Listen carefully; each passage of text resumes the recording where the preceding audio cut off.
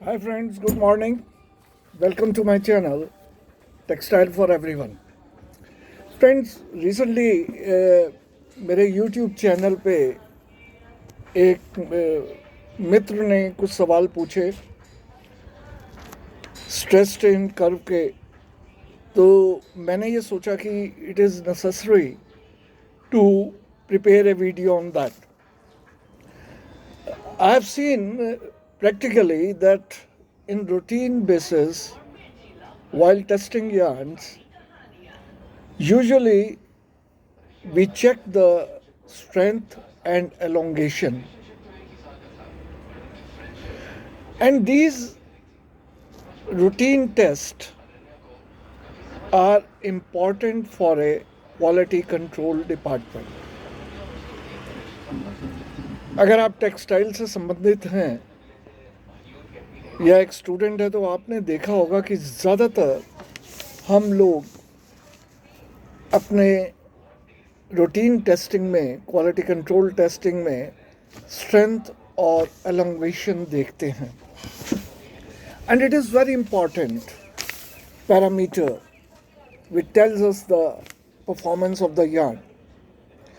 मगर जब हम टेक्निकल टेक्सटाइल के बारे में जाते हैं या हम क्वालिटी एश्योरेंस के बारे में बात करते हैं तो हम स्ट्रेस स्ट्रेन कर्व की इम्पोर्टेंस को नज़रअंदाज नहीं कर सकते।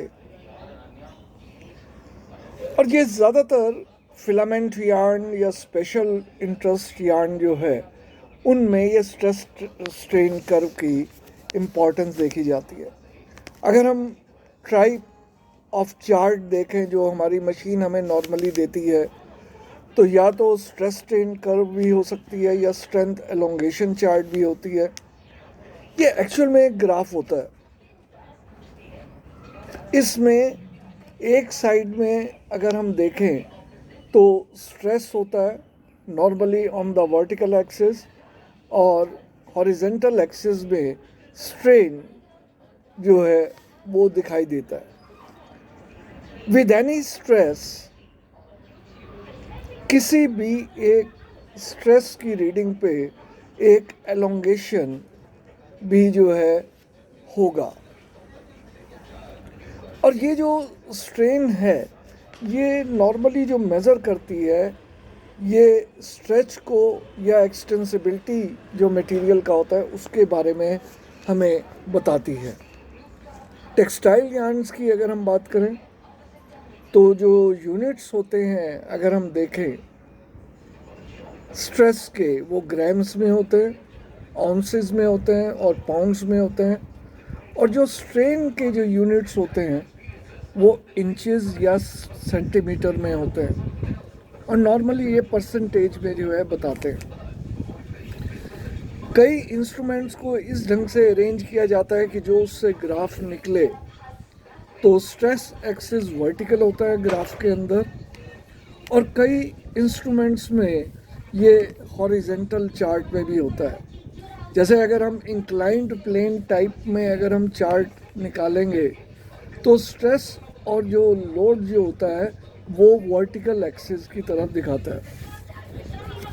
जब हम चार्ट के अंदर लोड वैल्यू को अगर हमें लिखना होता है तो आप ये देखेंगे कि जो मैक्सिमम कैपेसिटी होती है इंस्ट्रूमेंट्स की वो चार्ट के टॉप में दिखाया जाता है। जैसे अगर आप एग्जांपल की बात करें IP2 जो हमारा मशीन है जिससे हम स्ट्रेंथ चेकिंग करते हैं, इसका अगर हमने 1000 ग्राम का कैरेज लिया हुआ है कैपेसिटी का तो टॉप पे 1000 आएगा और जो बॉटम लाइन जो होगी उसकी लोड की वो 0 दिखाएगी। अगर हमने 250 ग्राम का पैकेज लिया हुआ है तो वो हमें 250 टॉप पे दिखाएगा। तो जो कैपेसिटी है स्ट्रेस स्केल को कैलिब्रेट इसी ढंग से जो है हम करते हैं। स्ट्रेन एक्सिस जो है इसे कैलिब्रेट जब हम करते हैं तो इंचेस में होती है या सेंटीमीटर में होती है।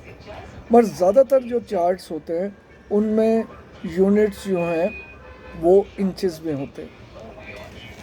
अब अगर हम यहाँ पे बात करें अल्टीमेट टेनेसिटी की, तो अगर मटेरियल की टेनेसिटी अल्टीमेट स्ट्रेंथ पे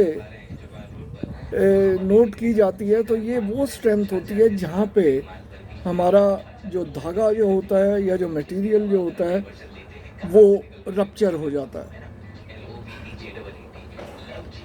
अगर हमें चेक करना है टेनेसिटी, अगर हम सिंथेटिक यार्न की हमें देखना है, तो ये ग्राम्स पर डेनियर या ग्राम्स पर टेक्स जो है नॉर्मली कोट की जाती है, और ये रिप्रेजेंट करती है अल्टीमेट स्ट्रेंथ को मटेरियल को। तो जैसे अगर हम मान के चले कि अगर हमें 100 डेनियर का अगर हमने एक मटेरियल लिया हुआ है और उसकी जो ब्रेकिंग स्ट्रेंथ जो है अगर वो 150 ग्राम आ रही है, तो टेनेसिटी जो है वो ग्राम्स पर डेनियर कितनी हो जाएगी, 150 डिवाइडेड बाय 100। तो जो डेनियर जो हम ले रहे हैं वो ओरिजिनल यार्न का ले रहे हैं, ना कि stretch yarn. Thank you friends, आज के लिए इतना ही है, और ये मैं धीरे धीरे जो है इस सीरीज़ को आगे बढ़ाता जाऊँगा। आशा है आपको ये पसंद आएगा। अगर आपको पसंद आया तो कृपया करके इसे लाइक कीजिए और मैक्सिमम सब्सक्राइब करें। Thank you friends, have a nice day.